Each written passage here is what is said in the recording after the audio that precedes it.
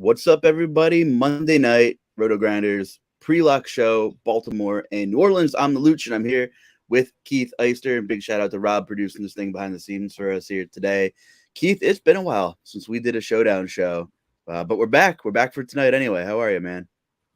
Yeah, doing well. Yeah, we used to be doing a couple of these a week at times, and then our Sundays we did like back-to-back shows, and sometimes we had crunch time in the afternoon. So, yeah, nice to get back on a show with you.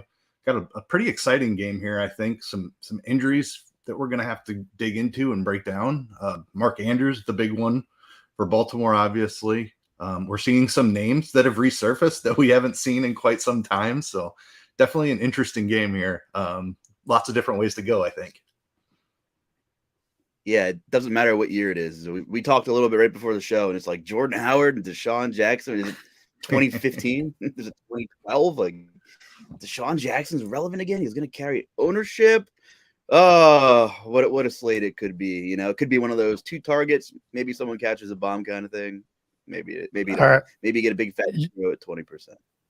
You guys tell me how the hell in 2022, the year of 2022, are we getting a Deshaun Jackson discussion for a football game, and Will Fuller is still hiding in a mountain somewhere, and we can't get him on the football field? Like, what is happening? Yeah, his hamstrings have to be completely shot or something, because I don't understand. I don't understand it. Like, do you guys think Deshaun's going to get meaningful snaps? You're like over under like 15 and a half snaps for Deshaun Jackson. Is that a real number, or am I just spewing garbage out now? I mean, technically, it's a real number. It is a real number. I would take the under on that. I can't see him. He's going to get out there and run a couple wind sprints, I think. Maybe he hits the deep ball on Showdown. That's very relevant. So he has to be in the conversation. I don't think he's playing a ton of snaps, but I think he does. They at least take a deep shot to him, I'll say. Yeah, he's going to get at least 2, probably. Yeah. 2 shots down the field. And we'll see if he can still do Deshaun Jackson-like things. Can he even still run is the question, right? Like, how old is he? He's 36. He's got to be. He's got to be 88 years old, at least. At minimum. Like, they're gonna have to redistribute his drivers. Like, he needs to take a driving test. Probably he's a senior citizen, I feel like. But you know, when those 2 deep targets he has with an ADOT of like 40, everybody in the Showdown community is gonna be holding their breaths, one way or the other, right? So, I don't know. I mean, so part of that injury news you were talking about was Demarcus Robinson is going to play. We weren't sure about that. He was downgraded to questionable recently. I mean, you deal with projections more than I do. I'm sure you were very familiar with that situation. Yeah, he did. He got the downgrade. Did not look like he was going to play. And then we were going to have a very interesting conversation about Baltimore wide receivers. He is active, though. If he's active, I'm assuming he's going to see a similar role to what he saw last week, which was a pretty significant role. He got 8 targets, caught 6 balls. Like, he's a part of this wide receiver core, in my opinion. So he's interesting on this slate. I mean, that's kind of weird to say also. Like, none of these receivers outside of Olave are going to be comfortable, but I think we definitely have to take some shots on him.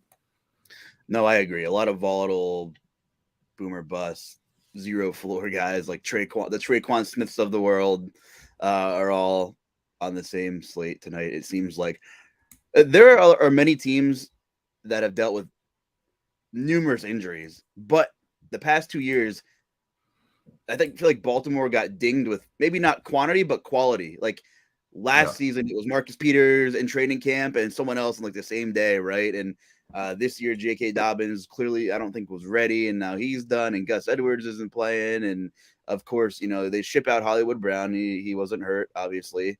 I guess he technically did get hurt anyway in Arizona, but you know, you get rid of Hollywood Brown, and then Rashad Bateman, who was starting to find a rhythm, and he's done for the season. And you know, now we're talking about like Kenyon Drake, another like it's just so random this game. But we'll get to this conversation shortly. I need to know if Duvernay and Likely will produce. Me too. I'd love to know that. I mean, they're gonna see snaps, and it's all about opportunity. But let's start with quarterback here. Before I go any further and keep ranting about stuff, check out scoresandodds.com. Parlay IQ is still free. It's definitely going to change the way you view and bet on same game parlays. It's all about correlation, and it does it right here in front of your face very easily. And it's integrated with FanDuel Sportsbook, so you can easily translate your SGP slips and go bet on FanDuel. So that's pretty cool. Anyway, back to football. Quarterback, we have Andy Dalton. We know his primetime record, blah, blah, blah, whatever the narratives are, and Lamar. Talk to me about Lamar. Where are you prioritizing him? He's projected to carry a ton of ownership at captain, as rightfully so. So where are you at with Lamar Jackson tonight? Let's start there. Yeah, I mean, he's obviously one of the best quarterbacks in football from a fantasy football standpoint. Has as high of a ceiling as anybody in the game. Anytime he's on a single game showdown slate, I try to get overweight on him just because he can absolutely go nuts and put up a score that you just can't win without. So huge ownership, huge price tag, all worth it because of that massive ceiling that he carries. I'm not going to get cute and try to fade him. I will find other ways to differentiate my lineups. I mean, that's a fair assessment. If you're playing optimally, if you're playing in small field stuff, and you're looking for floor, Lamar Jackson, floor ceiling combos. Other than Kamara is probably unmatched on this slate. Andy Dalton, a little bit of a price discount there. Doesn't consistently flash the same ceiling as Lamar Jackson. And we're throwing Andy Dalton the name around too, who I didn't think would be relevant. Andy Dalton, who is 35, I think, on the nose actually. Deshaun Jackson, who's 88. Kenny and Drake's popping up, and he's relevant again. So I do have some interest in Andy Dalton though as well. What are your thoughts on Dalton and the Baltimore defense? Yeah, I think Andy Dalton is in play for sure. Playing the second quarterback in a lot of these games, you often get a pretty significant ownership discount. And we're seeing that Lamar Jackson projected up around 56% there. Andy Dalton all the way down around 40%. So pretty large gap. I don't like to play quarterbacks at captain. Usually Lamar Jackson type, the guys that run are the exception. So I will be targeting some of Dalton's pass catchers in the captain, but probably not Andy Dalton himself. I do like going overweight on him in the flex, though. We've seen him throw the ball around quite a bit. Obviously, they do weird stuff around the goal line. Taysom Hill is going to have a role here. That hurts his touchdown equity quite a bit. Just another reason that I probably won't play him at captain. But I think he's a fine flex play. The Baltimore secondary has been getting healthier. They've been playing a lot better the last couple of weeks after really struggling to begin the season. So I think we have two pretty good defenses here. But we also have some skill position guys. Like, I could see this game going either way as far as over under. We're in the dome, so no weather to deal with, no wind. That generally produces higher scores. So I like building for an over game here, despite respecting both of the defenses. But yeah, Dalton in the flex spots, I think, is a good option to go overweight. Yeah. One thing that caught my attention, and I like Gridiron IQ quite a bit. One of our great tools here at RotoGrinders is, and what I'm getting at here is Baltimore, according to Gridiron IQ, isn't really, their pressure rate's not very high. And New Orleans is one of the best pass blocking teams in the league in terms of sack percentage, clean pocket percentage, and pressure percentage. So, a good defense is fine, but if you're going to have a guy all the time in the world, an offensive line could really make an Andy Dalton flash a ceiling game once in a while if he has time to throw the football. So I think there is an outcome here. And of course, the bigger news in terms of star power earlier in the week was Michael Thomas, obviously not playing football. Jarvis Landry, not playing football. So we're talking about Chris Olave, who should see a lot of volume. But before we get to wide receiver, Alvin Kamara, right? Boy, does Dalton really like getting him involved in the pass game. We're seeing that, the 2019-esque, type of usage out of Kamara. Point per reception scoring here on DraftKings. You got to have a lot of interest in Kamara, and, he's carrying a ton of ownership at the captain spot as well. And again, that's warranted. Yeah, absolutely warranted. Especially with the way the injury news broke today. Andy Dalton has been checking it down to him a ton, and that's probably has something to do with the cast of available receivers. With Jarvis Landry was questionable to play coming into this game. If Landry would have suited up, I would have had some concern for Kamara's passing game role. With Landry out again, they just don't have anyone to work in the short area of the field. Kamara has had that role for the last several weeks. That is very conducive to scoring fantasy points on DraftKings. So yeah, Kamara has a massive ceiling. Troutman is back, which affects him a little bit. Like he can be used on those short underneath routes. But Kamara is still just a much more talented pass catcher than somebody like Adam Troutman. So yeah, Kamara's a smash. He'll be my second highest owned captain for sure, which is what the field is doing as well. But again, just kind of like the ceiling conversation with Lamar, this is a great spot. He has a phenomenal role, and you just got to play into a little bit of chalk, in my opinion, on these two guys. I haven't. Yeah, great points, and I agree. Another running back in this game. I have quite a bit of interest in Kenyon Drake, and that's nothing anyone could ever say comfortably under everyday circumstances. But he is going to be heavily involved in this offense. We've seen it. He's had a couple of really nice games. He's getting work in the pass game as well. They're down bodies. They're down playmakers, and maybe it's a little fluky. Maybe it's not. But again, looking at more data, I had Gridiron IQ up.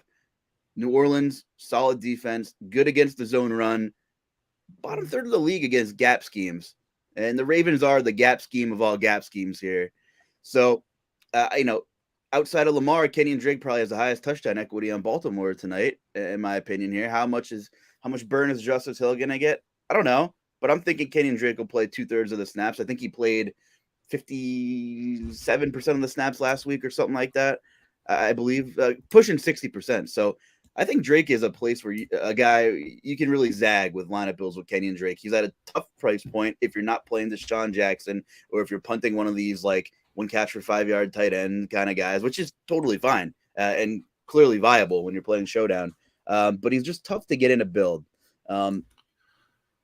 Captain Drake, is it likely that he's optimal captain? Maybe not, but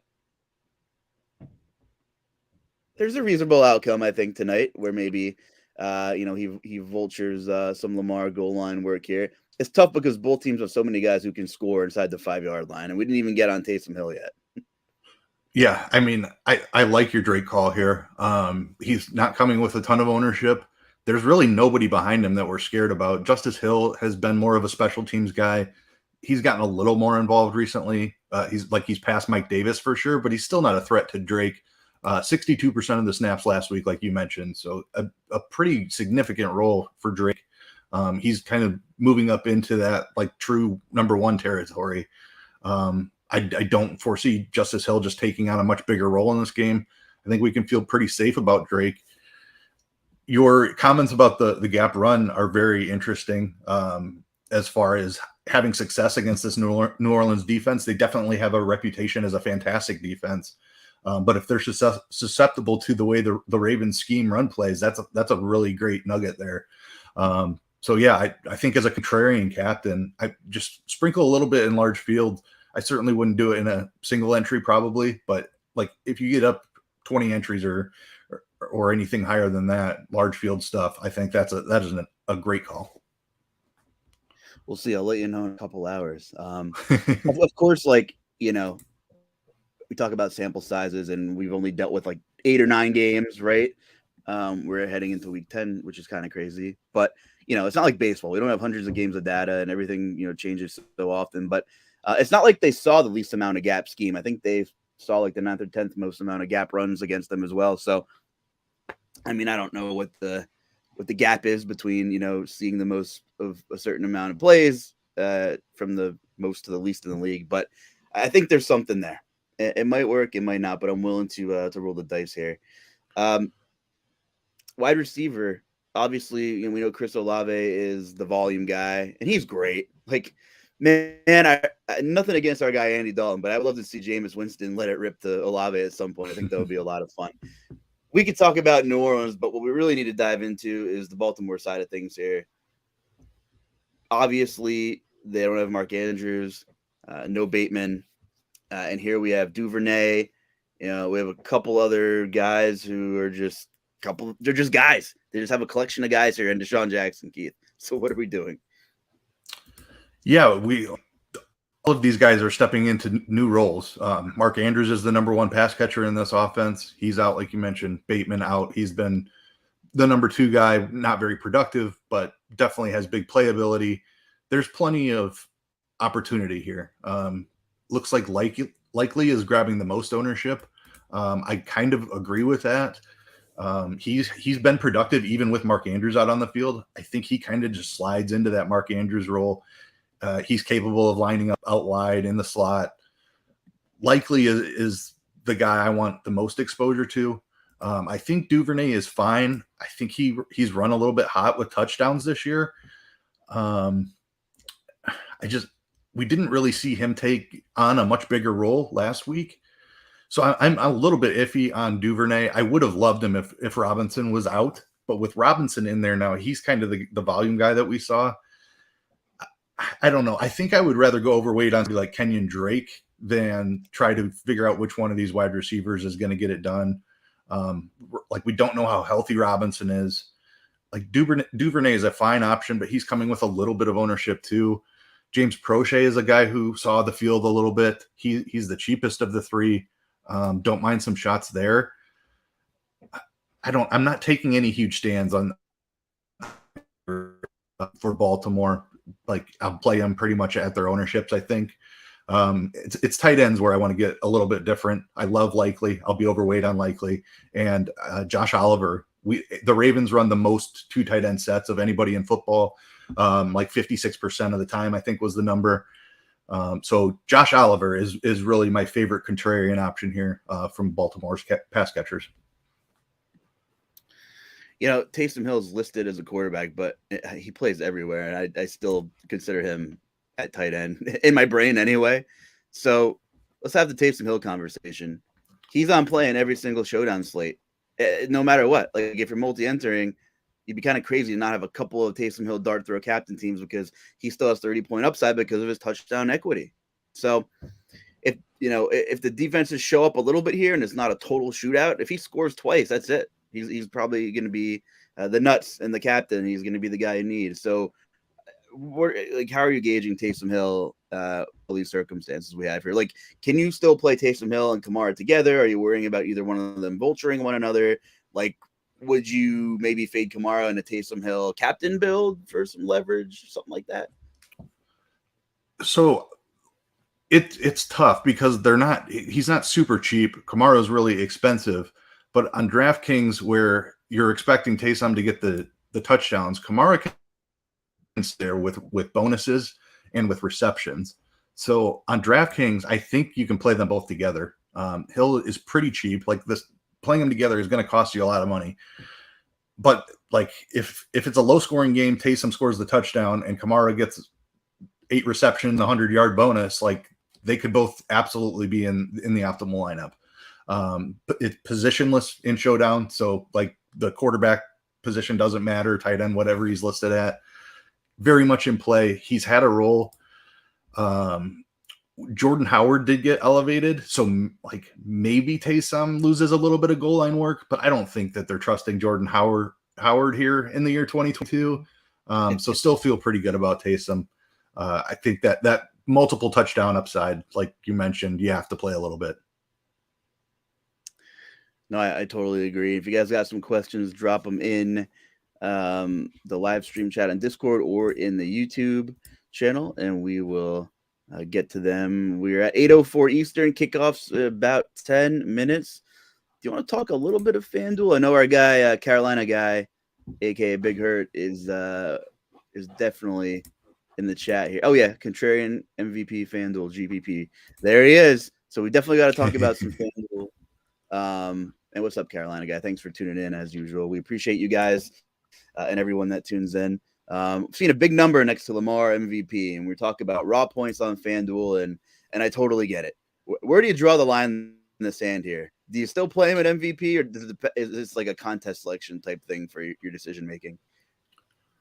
It's so hard to get different when doing it, but he's just so much more likely than anyone to be the guy. Like you just have to go overweight on Lamar MVP, in my opinion. maybe Kamara is the guy I feel better about fading over here on FanDuel because of the touchdowns. We just talked about Taysom Hill and still having a role. Maybe Jordan Howard gets worked in a little bit more. You only get half the point for the reception on FanDuel. So I could see going underweight on Kamara as MVP on FanDuel, but Lamar is somebody I would still try to jam in. I think there's two guys that stand out as contrarian. And when you're looking for a contrarian MVP that's not a quarterback, you're looking for multiple touchdowns. I think your Kenyon Drake call fits really, really well here as an MVP. Like, we've seen Baltimore run the ball a ton. I could see Kenyon Drake running for 2 touchdowns in this game, absolutely, or running for 1 and catching 1, absolutely. So Kenyon Drake would be my pick for contrarian MVP. I like your thought process, and I hope you're right. He's going to get the opportunity. I mean, he should see, 12 to 18. I don't know. We haven't projected at, but 12 to 18 carries and 3 to 5 targets, maybe. If he plays 60% of the snaps, I don't think that's unreasonable. So, I'm with you. I said I'm rolling the dice on Kenyon Drake today, in my main lineup on DK. So let's get a couple questions here, so we're not rushing again at the end. Again, hit that like button, drop some questions, say what's up. We appreciate you guys. Got a question from Derek in the chat. Keith, for DKGPP, he has Olave at captain. Would we rather go Andy Dalton and Justin Tucker, or Duvernay and Taysom Hill? So that would be a Daltonless Olave captain team. And I totally get it. It's feasible, but I would almost always lean to the quarterback with my wide receiver captain stack. But the Saints are a unique team in that it literally could be Taysom Hill that throws the touchdown to Chris Olave.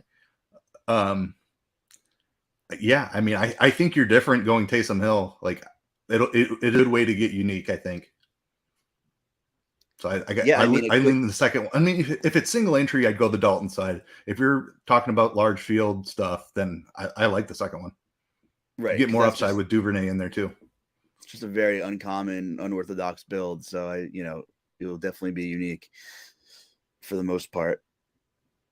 And if it's a fairly low scoring game, what's up, Rob? If it's a fairly low scoring game, I mean, it could be a huge Olave volume game with like 8 or 9 catches, and maybe it's like, a 17-14 game, and maybe you don't need Dalton. Maybe you're fine. What's up, Rob? Well, I was going to bring that up. I was told about 27 years ago that you're not allowed to play Andy Dalton on a primetime game. So are we not factoring that in, or what's going on with that? I mean, Narrative Street, 27 years ago, man, you're only the third of the age of Deshaun Jackson, or at least at minimum. Yeah, I mean, there are no rules in Showdown anymore. I mean, you listen to whoever you want, and that's fine. Everyone has their people that they turn to, and hopefully we're some of them. But I have no problem, with playing no Dalton and an Olave lineup. It wouldn't be my go-to, like you said, if I'm playing safer. But play the ceiling. If you get the right game script, you're in. If maybe Dalton throws 1 touchdown to Olave and Taysom runs 2 in, and you're still fine, right? There's a path. Yep. Cool. Let's see. Favorite contrarian flex option. I mean, the Kenyon Drake conversation. I don't know. I mean, he's going to carry some ownership on FanDuel, but how about out of any of these volatile pass catchers we have, right? Is Traquan Smith going to be the guy no one wants to play, and he has like 2 catches for 27 yards and a touchdown in like Traquan Smith fashion? He very well could be. I think Josh Oliver would be my preferred. He's just a little bit cheaper. Salary's tight, obviously, if we're trying to jam in Kamara and Lamar Jackson. I like the correlation with Lamar to Josh Oliver. If you get a touchdown from Oliver, that means Lamar's throwing the touchdown and helps his ceiling out. So I like Josh Oliver. I think he's going to see the field a ton in this spot.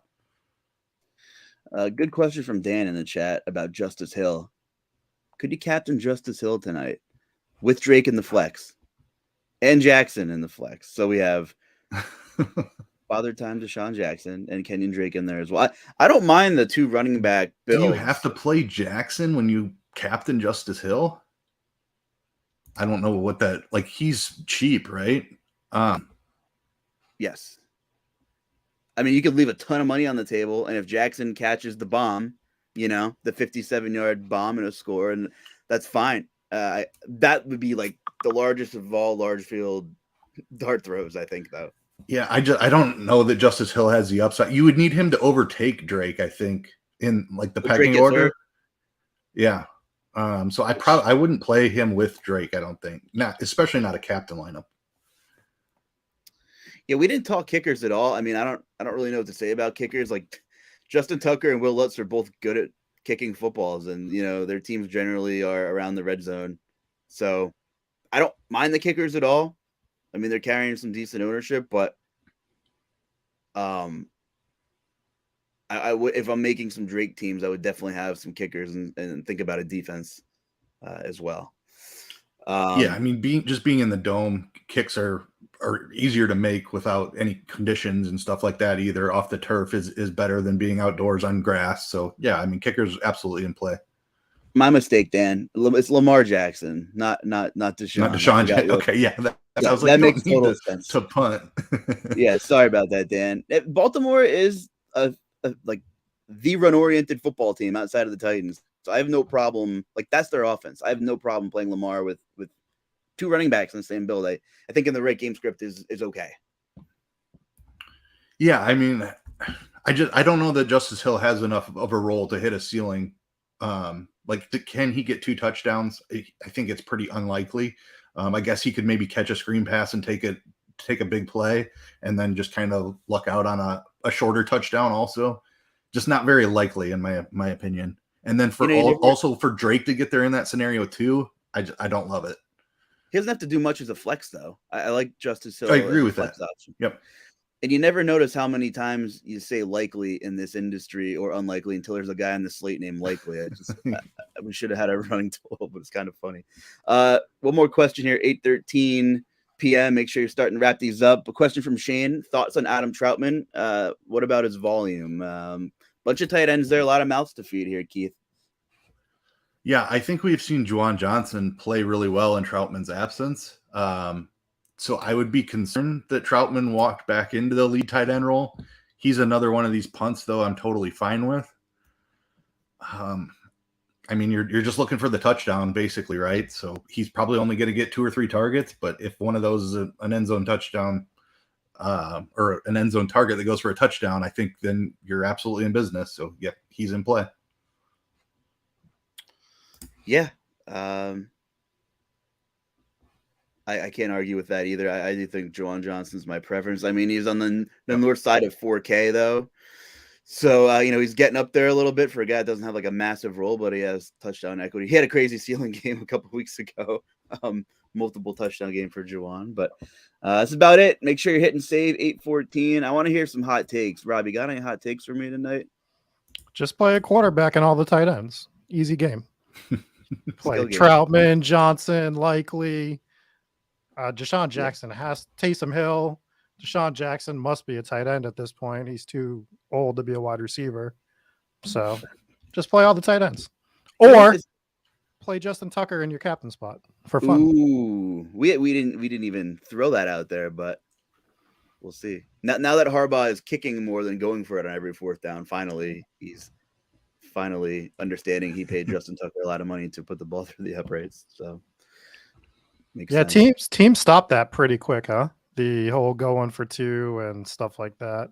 There was like that one season of it, and that got squashed immediately, like the next year. Kevin White punt in the chat. Man, Kevin White, I wish that guy could have stayed healthy and got going in his career. But respect to him, keeping grinding. And I don't know if Kevin White's the move tonight.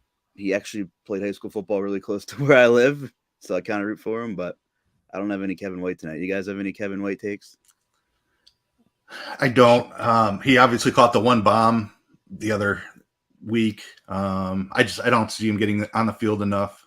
Traquan is cheap. He's going to have a role for sure. I think Rashid Shaheed is even ahead of him. So I don't see him seeing the field. Cool. He's not that different of a play than Deshaun Jackson, though, honestly. That's what I was just going to say. It's like literally the same play. Yeah. Yeah. We hit lock. Dan says Justice Hill breaks the slate. We'll see. Maybe he will. We'll find out soon. Before we get out of here, you guys got anything else? No. I'm just glad Denver's not on the showdown slate this week. For once. I mean, we did get to see Houston on Thursday Night Football, so that was fun. Yeah. But it's getting gross. It's getting grosser and grosser week after week. Yeah. Who do you have winning this game? Be my question. This should be a close one, right? I agree. The Ravens just piss down their own legs, it seems like, every second half of every game, except when they finally beat Tom Brady. But how many meltdowns have we seen? I think Andy Dalton puts the "I suck on Monday Night Football" primetime narrative away, and they win by a Will Lutz field goal or something like that. That's my vote. Ravens Nice. by 10. Ravens by 10. By 10. Yeah. By 10. Is there a Deshaun Jackson reception in this game tonight? He's gonna catch a 40-yard touchdown, and he's immediately gonna turn into a cloud of dust in the end zone, and that's gonna be his celebration. It's a weird fit because he's a terrible run blocker, and all the Ravens want to do is run. I get the play action threat, and we'll see. Let's get out of here so we can watch some football. Appreciate you, Rob. Thanks for hopping on producing. For my guy here, Keith Eyster, in the thick of NBA projection season, we appreciate you too. I'm the Luch. Good luck, everybody. Peace.